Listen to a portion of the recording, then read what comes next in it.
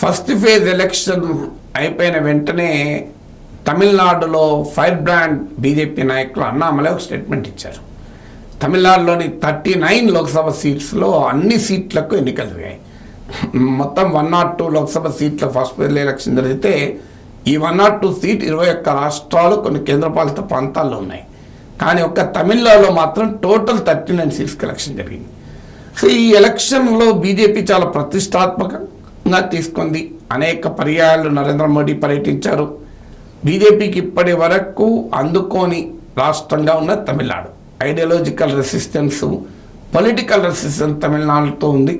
హిందుత్వ పాలిటిక్స్కు, సనాతన ధర్మానికి వ్యతిరేకంగా Dravidian politics, Dravidian socio cultural ethos ఒక కౌంటర్గా ఉన్నాయి.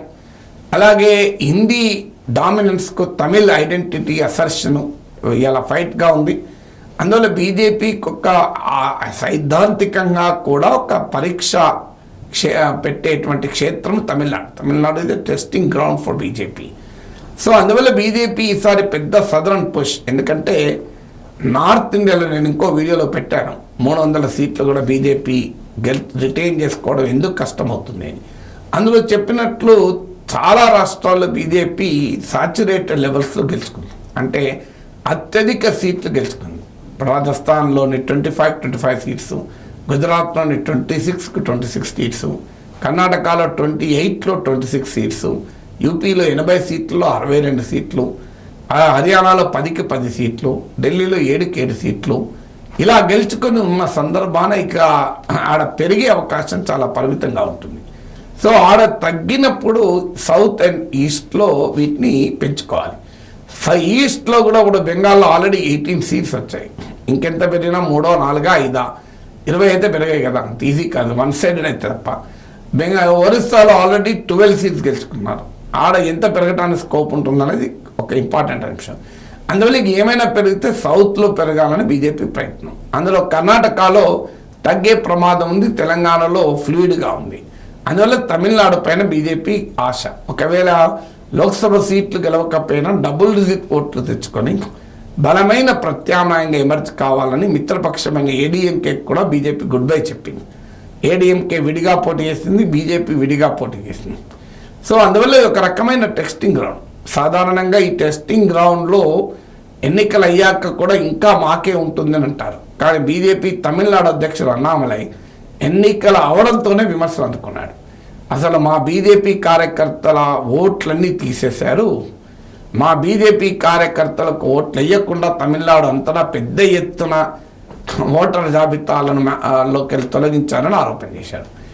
సో బీజేపీ జాతీయ పార్టీ, దేశంలో అధికారం ఉన్న పార్టీ, ఎన్నికల కమిషన్ అవునన్నా కాదన్నా కేంద్ర ప్రభుత్వ ప్రభావంతో ఉంటుంది.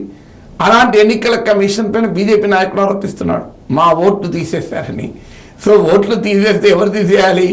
సో అల్టిమేట్గా ఎలక్షన్ కమిషన్ కదా, మీ ప్రభుత్వమే కేంద్రంలో అధికారంలో ఉంది కదా. అది కూడా పోలింగ్ అయిన తర్వాత మాట్లాడాడు. పోలింగ్ ముందు కూడా ఈ ప్రశ్నలు ఏమని తెలియదు. పోలింగ్ అయిన తర్వాత మాట్లాడాడంటే ఒక రకంగా తమిళనాడులో బీజేపీ అన్నామలై చేసిన ఉధృతమైన ప్రయత్నం పెద్ద రిజల్ట్స్ రావడం లేదు అని తత్వం అన్నామలైకి బోధపడినట్టుగా ఉంది. రాజకీయ నాయకులు ఎప్పుడైనా ఓడిపోతామని అర్థమైన తర్వాత సాకులు వెతుక్కుంటూ ఉంటారు.